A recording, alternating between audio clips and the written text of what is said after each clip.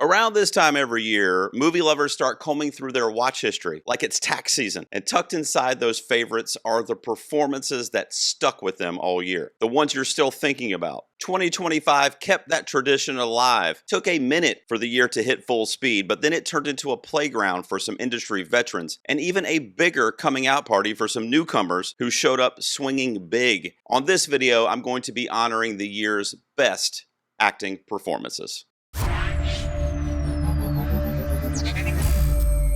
Actors have always been the face of Hollywood. The movie can have the budget, the craft, the marketing machine, but none of it matters if the performance doesn't land. And 2025 was loaded. Sure, we got those prestige roles that live for award season, but we also saw people doing elite work in genres that don't always get the flowers, like horror, superhero, comedy, and even motion capture. For me, the best performances hit two ways. Sometimes I connect to the character on a personal level, and sometimes the work is just so damn good that ignoring it feels dishonest. Today, I'm counting down my 25 favorite acting performances of the year. A quick disclaimer, this is only going to be from the 2025 releases that I've seen, as I've still got a lot to catch up on. And this is just my opinion. It's okay for you to have yours. The world will keep spinning. And I love all these performances so much that the gap between 25 and 1 is really small. A ranking just forces an order, but I'm not ranking the movies here. I'm only ranking the performances. The film list will come a couple weeks down the road. And in that regard, sometimes I rank the performances a lot higher than I rank the films. So just keep that in mind. I did write a little 30 to 40 second script or so for each one of these entries to try to keep it tight, but also to avoid any spoilers for the films. Let's get into it. Rebecca Ferguson pulls off something that is deceptively hard. She owns this movie early and then leaves based on the type of storytelling we get here, but her presence still haunts the rest of the film. The first act impact is so strong that the memory of her performance becomes the film's backbone. What I love is that balance. She's all workplace professionalism on the surface, calm, capable, and locked in, while the emotional motherhood is right under it, pressurizing every line. And when the film leans into the real-world wartime anxiety, she translates that dread without turning it into speech. It's taut, it's thrilling, it is centered. Blanc does the rare thing with a young performance. He makes you stop thinking of it as a child performance. He's 15 with barely any credits, and he still makes the film feel like something happening right now, not something that was staged. The Plague turns middle school into psychological horror, which it kind of is anyway.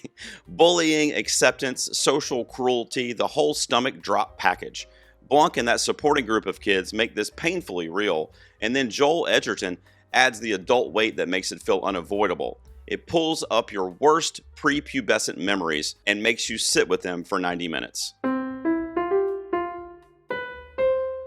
Cypher gives the kind of performance that could single-handedly change your relationship to a movie. I was honestly a little meh on the film overall, and I adored her from start to finish. She saved it for me. This is physical work. You feel the commitment in her body, like she's transforming in real time, even down to the way her weight seemed to change and her energy would rise and fall with the story beats. And the musical sequences were entrancing. The dancing turns out to be hypnotic, and she's usually the one leading that trance, pulling your eyes and your focus back to her every single time. It was pure control and pure magnetism. This is a movie that could have gotten weighed down by its themes, but O'Connor is the stabilizer here.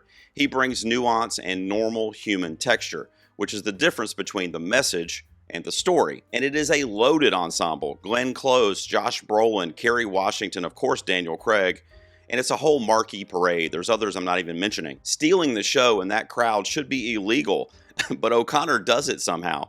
He's the steady hand that keeps the film from tipping into heaviness for heaviness' sake. And yeah, Netflix, he's the lead here. It's as simple as that. What are you guys doing? This is the second time that Edgerton has come up on this list, but this is definitely his defining role of the year. He gives you a quiet character study that still hits like it's a full life lived. This is just a regular man, no mythic hero here, no flashy actor moment every 10 minutes. And Edgerton makes that normalcy feel poetic. The film spans an entire arc, ups, downs, triumphs, tragedies, What gets me is how he carries time, how the years show up in his posture, his eyes, his silence. By the end, it feels like he didn't play the character, it feels like he knew him. And when the movie asks you to say goodbye, Edgerton makes you feel like he takes that loss personally, just like the audience probably does. Sean Penn goes straight into the ugliness and doesn't blink. Lockjaw is vile, mean, unflinching, and way too recognizable in the way he reflects the worst elements of our current landscape. The character isn't afraid of being unflattering, and Penn matches that beat for beat. There's no charm coding, no softening. What makes it even worse is the fragility under the cruelty. Penn plays him like a man who could crack at any second. And when that crack comes, it doesn't promise anger, but it would probably produce tears. And that's a different kind of scary altogether. Tessa Thompson plays Hedda like the Joker in a ball gown. She's beautiful and elegant, but it's chaos personified. She lights the match and stands back to watch and see who burns. The performance works because it's not random destruction. You can see the history that shaped her, the loneliness, the trapped feeling, the way that having everything can still mean having nothing. Tessa Thompson makes her mind games feel like survival turned poison. And I'll just say it, this movie and this performance deserve so much more attention this award season. It is high wire work dressed up as poise.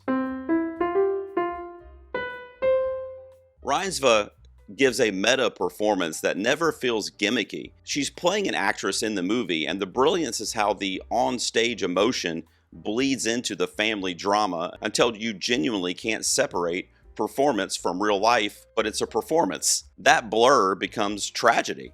She's living inside uncertainty about her work, about her identity and family, about what to do with an estranged father who still holds power over her and her sister. It's alluring and painful at the same time. She can shift from theatrical to brutally intimate without a visible seam, and the film uses ambiguity like a weapon. You keep watching, you keep trying to find the line, and she keeps moving it. This is a performance that makes you reset your expectations of Dwayne "The Rock" Johnson as an actor. You can feel the personal connection to the real-life material, and that buy-in shows up in every choice he makes. He carries that heaviness, that actual emotional weight, like someone who's been living with the pressure for years. And he doesn't rely on his charm to smooth it over. For a guy known for action and comedy, and a decade plus in the pro wrestling ring, this is a real pivot in craft. He finds the bruises in the character and lets them show without begging for sympathy. It's surprising, it was impressive, and it was legitimately affecting in a way that I did not expect. If you want to understand a father's desperation, Lopez will give you that full map here. Helplessness, responsibility, grief, flashes of hope.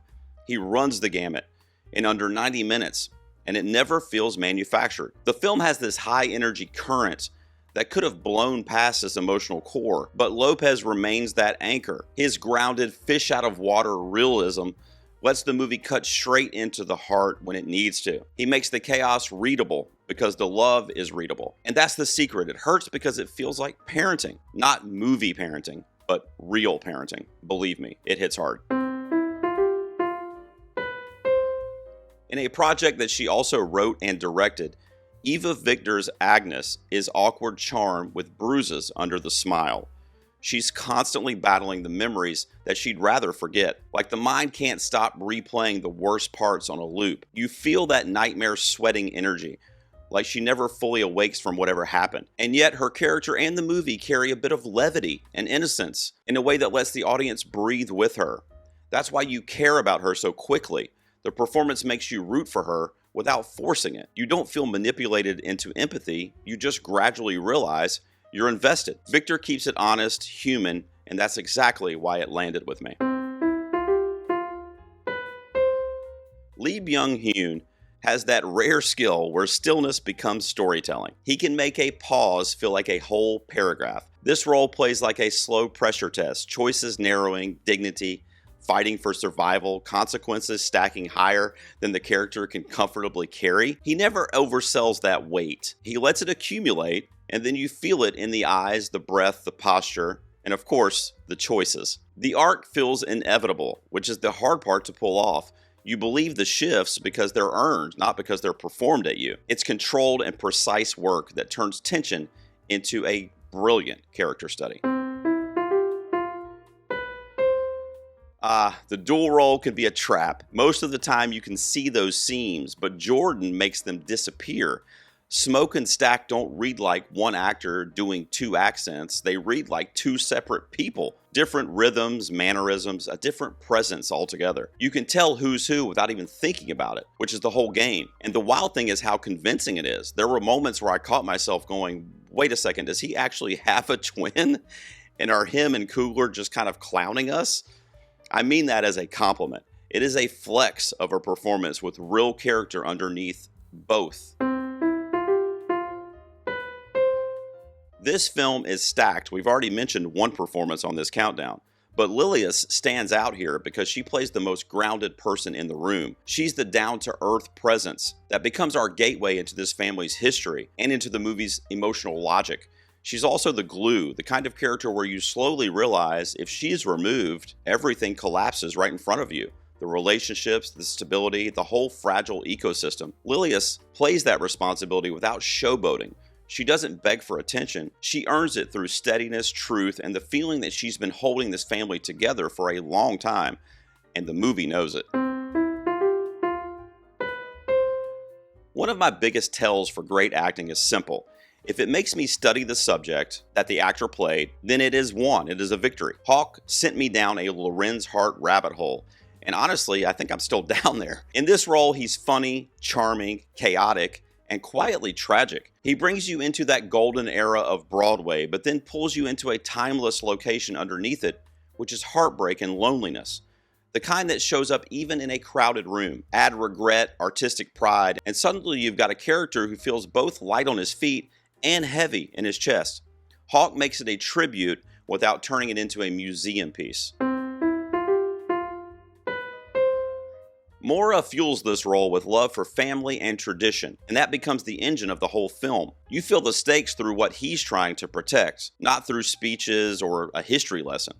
It is set against Brazil's dictatorship era in the 1970s, and that movie carries a cautionary charge. How fear reshapes people, how systems corrode decency. Mora elevates that into something more intimate. He plays humanity under pressure with real clarity, a man trying to stay upright while the world pushes him. It's one of the year's most important watches for me, and his performance is a huge reason why it lands as more than just important, but it's also very, very personal. Regardless from where you come from, you will feel this story. Rose Byrne is a standout in that growing subgenre that captures the punishing reality of motherhood without romanticizing it. She gives you the full parfait of emotions: love, dread, exhaustion, resentment, guilt, layered so tightly that you feel it as physical stress. The performance understands the specific horror of raising new life while feeling like your own life is fraying at the edges. It's heartbreaking, tragic, and oddly cathartic because she refuses to soften it for comfort. She goes fearless, no vanity, no movie version of struggle. It is a career best that feels accurate, and actually I might be underselling how much she actually pulls off here. Grande takes a legendary role, and she makes it hers. That's the whole challenge with Glenda. She comes with history, expectations, people already hearing a different voice in their head. Grande clears all that out very quickly. At this point, she is cemented. Connery is James Bond, Christopher Reeve is Superman, and Grande is Glenda. Argue with the wall. In this chapter, she adds layers that go beyond comic relief. You get new emotional shading, sharper stakes, and a sense that she's become the nucleus of a story that's so massive it could have swallowed performers whole, but she refuses to get swallowed. She keeps popping off the screen, constantly pulling the movie back into her focus through her presence alone. You guys know I'm biased, but it's one of my favorites by a long shot. Timothy is a live wire here. Frantic, high energy, self-serving, fearless, and honestly, kind of dumb in the most specific early 20s guy way. Set in post-war 1950s, this ego with ambition, the magic trick is he makes Marty detestable and likable at the same time. That's hard to do. You're watching a walking bad decision and you can't look away. I still hold his performance as Dylan as his peak career best, but the larger point is clear. Chalamet is not coasting anymore. He doesn't cash his chips, he goes all in. And Marty Supreme is another reminder that he is playing to win every single damn time. And he did it again here. Buckley has a gift for making emotion feel physical. It changes the temperature in the room. Her performance reads as an arc of love becoming grief, and then grief becoming identity, and that identity becomes something fierce. She doesn't perform sadness here. She lives inside it. You feel it in the breath, you feel it in the stillness, in the moments where the language fails and the body has to speak. What makes it special is its precision. Even at her rawest, you can sense control. It's craft guiding chaos so it never turns into just noise. It's the kind of performance that leaves a shadow. You finish the film and you're still carrying her weather with you.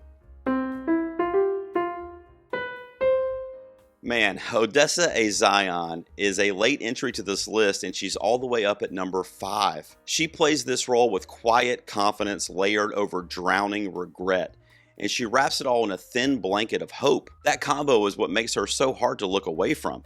I expected her to be good, but I didn't expect her to be the best performance in a film that's built around a title role tornado that we already talked about. And scene after scene, she steals the focus without even raising her voice, really. She gives the movie its hush, those moments where the noise drops out and the consequences really hit on a personal level. And by the way, she is stealing scenes from the guy who might win an Oscar for this. That's not luck, that is a statement. And she opened my eyes to one of the best performances of the year. Jesse Plemons turns paranoia into a full operating system. He plays the conspiracy mindset like a constant scan, eyes tracking, thoughts racing, patterns forming, whether they're real or not. The key is he doesn't play it like madness. He plays it like it's certain. He's convinced the only sane person in the room is him. And that certainty is what makes it unnerving. You're trapped in this worldview that keeps tightening like a noose, and he never lets you relax enough to laugh it off. It is claustrophobic and sharply calibrated. Chase's work pops because it has motion. You can feel the character changing under pressure, instead of announcing change with big dramatic signals. The choices feel lived in, like someone adapting in real time to a world that punishes hesitation. Even when the film gets loud around her, Chase stays readable. You can track the fear, the thinking, and the resolve. That clarity matters in a story carrying heavy themes. She doesn't just keep up with the pace and the intensity, she sharpens it. It's the kind of performance where you look up halfway through and you realize you're following the emotional line more than the plot. She absolutely stole the show in a PTA movie, stacked from top to bottom. Kathleen Chalfant gives a quiet devastation in her performance, the kind that doesn't need volume to destroy you. This performance feels intimate and exact, built out of small moments that land huge. You get her flashes of clarity, but also of confusion, tenderness that becomes its own language when everything else starts slipping away. She never turns the character into a symbol or a lesson. She stays human first, which makes it hit even harder. There's history behind her eyes, a pride that is still intact, a whole life that you can sense even in her silence. She makes the smallest beats feel like a whole story. And that's the real level of craft here, the most personal performance I saw all year that is still sitting with me.